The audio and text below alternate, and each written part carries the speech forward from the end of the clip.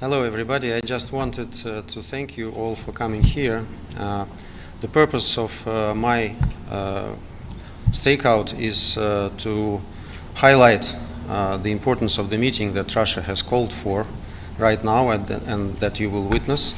I will make a statement. I don't want to make any spoilers on my statement, but nevertheless, we believe that the situation around Nord Stream sabotage is very important. It is developing in a wrong way. You know that from the outset we were criticizing the investigations from Germany and Denmark, from Denmark, Sweden and Germany. Two of them, of Sweden and Denmark, have already concluded by establishing the fact that there was a sabotage of Nord Stream. This is, of course, something very substantial for 1.5 years of investigation.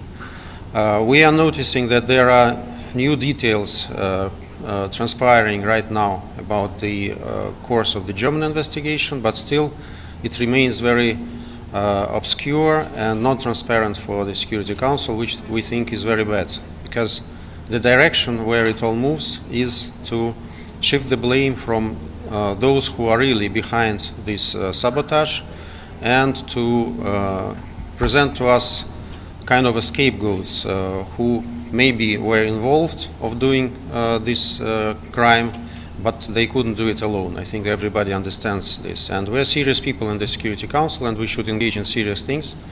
That's why we are not satisfied with this, and we want to raise awareness of everybody that international investigation of this act of sabotage is very important. It's important not only for Russia, not only for Germany, whose economic interests are very much at stake, but also to exclude such situations in the future and not to give a wrong example to all kind of international terrorists and other rogue actors who might be inspired by the inability of international community to find those accountable for this terrorist attack and bring them into justice. Thank you very much. If you have any questions, I'm ready to answer them. Yeah. I believe you just mentioned an international investigation. Who should do this? You know that 2.5 years ago we tabled a draft resolution of the UN Security Council. It was not about establishing the terms of reference for international investigation. It was just an appeal to Secretary General to share his thoughts on how this investigation can be conducted. And even such a mild formula scared to death our Western former partners who did everything in their power to sabotage this resolution. It received, if I'm not mistaken, 5 votes of Security Council members, and it was not adopted. After that, we came back to this issue repeatedly, mostly holding closed consultations, but sometimes open briefings, and the result was almost the same. Western countries are promoting the same mantra of the fact that we shouldn't obstruct into the conduct of national investigations and we shouldn't interfere. But the problem is that we are losing precious time. And of course it's very difficult, it's much more difficult to find any circumstances of this terrorist attack after almost 3 years that it occurred. And those who are kind of putting the brake on the investigation are fully aware of this, and I think that's the tactics that they want to pursue, and then to just wave their hands and say that there is nothing we can do, and no more facts can be established after such a long time span. Ambassador, the issue with China Central Television, actually 2 questions. First, we know recently a suspect has been arrested concerning the Nord Stream sabotage. Do you aware that Russia has inquired to participate in the legal process so that you can gather more information on this, and what's the response? And secondly, we know about Ukraine, President Trump and other leaders that are talking about the security guarantees. Has Russia ever raised this issue in the Security Council? Maybe there might be, let's say, peacekeeping mandate from the Security Council about that. Okay, let's do it one by one. So first of all, the investigation. Russia is being absolutely kept in the dark. of this investigation. We repeatedly reached out to Germany, we repeatedly reached out to Sweden, to Denmark when they were conducting their investigations.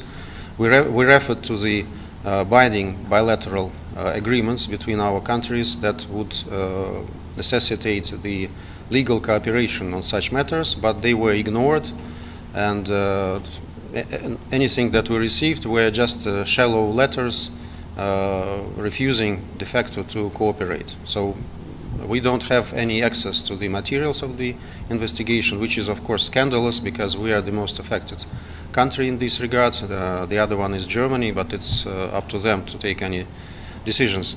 As far as security guarantees for Ukraine are concerned, I think this is not a new issue, and I would like to refer you back to the agreement which was initialed by the Ukrainian side in Istanbul in 2022, where there were provisions on security guarantees by the Security Council members and other countries that would like to take part in this kind of arrangement. At this time, it was totally acceptable for Ukraine, at least I would tell you more. It was their proposal to be included in this text, and we agreed with this proposal.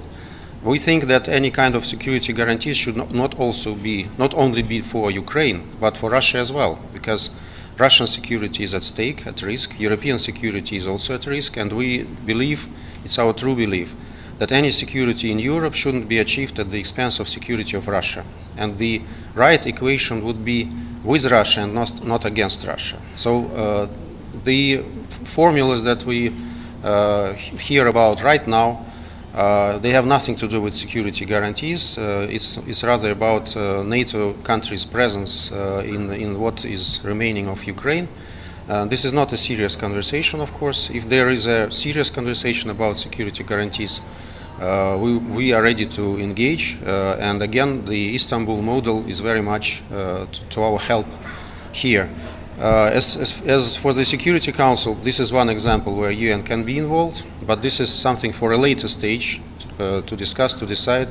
So far we are facing just attempts of Zelensky and his backers to undermine the spirit of Alaska and to absolutely make it impossible for any peace talks or negotiations, meaningful peace talks and negotiations on the Ukrainian crisis. Ambassador, I want to ask you about Gaza. I want to ask you about Gaza, please. Do you think the war in Gaza is an act of genocide? And do you think the Security Council is doing enough about what's going on there? Security Council is definitely not doing enough, but it's not because of the lack of determination from the members of the Security Council. It's because of the position of one member state. There are a lot of elements of the situation in Gaza which are extremely worrying, and I think it's up to international bodies to give legal classification to this, but of course this is something extraordinary. This is something that we should not all tolerate as human beings, as diplomats, as members of the Security Council. And Russia is ready to engage with everyone who wants to change this situation. Unfortunately, the United States so far is very much siding with Israel and giving green light to any action in Gaza, which is very deplorable. But does Russia consider it a genocide? I told you that it's not up to Russia to make such a conclusions, because genocide is a legal term and it should be used by those who have legal instruments to qualify it like this. But what is happening there is absolutely unacceptable, and it's absolutely shameful for us all to witness what is happening. Can I ask about Iran? The Russians have proposed, circulated a draft proposal that would extend. The Russians means we, yeah? Yes. Okay.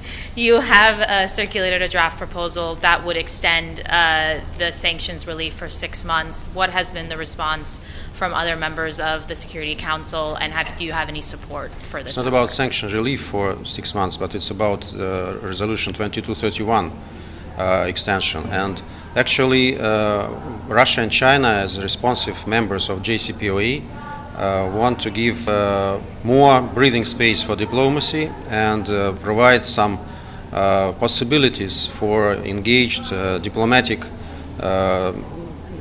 quest for diplomatic solution to this issue. I think this is in the interest of all the parties, because there are a lot of belligerent initiatives which would absolutely make the situation much worse. we think that the choice of international community should be in favor of peace and diplomacy and not in favor of war. And that's what our draft is about. Now it is being circulated. The second version is being circulated among Security Council members right now as we speak. Hopefully it will be acceptable, and I think that it will be kind of a litmus test for those who really want to uphold diplomatic efforts and for those who don't want any diplomatic solution but just want to pursue their own nationalist, selfish agendas against Iran. So we'll see quite soon. Thank you, Ambassador. On the extension of UNIFIL mandate, is there any breakthrough, and do you think the Council will be able to adopt and renew the mandate by the end of this week? If not, what are the options? I think we have to do it at the end of this week, and we are actively working on this. Experts are working day and night. I think that they are moving to a solution which would be acceptable for everybody, including Lebanon. That's what we first and foremost have in mind, and that would not undermine the security situation in this country. One more last question, yes? Yeah. Okay. Yes. It's going back to the Nord Stream issue. This is a follow-up. There has been this recent arrest in Italy. So you just say that Germany is not doing its job, but apparently this person, this Ukrainian national, was arrested and is accused of being the leader of who did the terrorist attack, or however you want to call it, on Nord Stream. So after this news, did you change something in your speech at the Security Council after this, or you think that there is nothing changed after this arrest? I was preparing my speech in Security Council exactly with this in mind, so there was no need for any change there. I can tell you that this version is, don't know what English word to use, diplomatically very questionable, because they ask us to believe that a group of amateur divers are capable of putting a device, explosive device, at the depth of 80 meters in the center of Baltic Sea, which is every inch of it is being monitored by NATO member states, and nobody is aware of this, and nobody is helping these guys, and they are absolutely rogue actors without any help. This is for a Hollywood movie, but not for real life. So I am not saying that these people are not involved, and we would be very much interested to learn the details of the German investigation, but in our understanding they might be mere scapegoats, because they were not acting alone, if it is so, and we don't have any reasons to believe in this or against this. But the problem is not in what has been found. The problem is that the Security Council and the international community are being kept in the dark about this kind of investigation for about 3 years already. And those who are behind this are still not being held accountable for what they did. And that's our task, and I think it should be the task of the whole of international community to bring them to justice.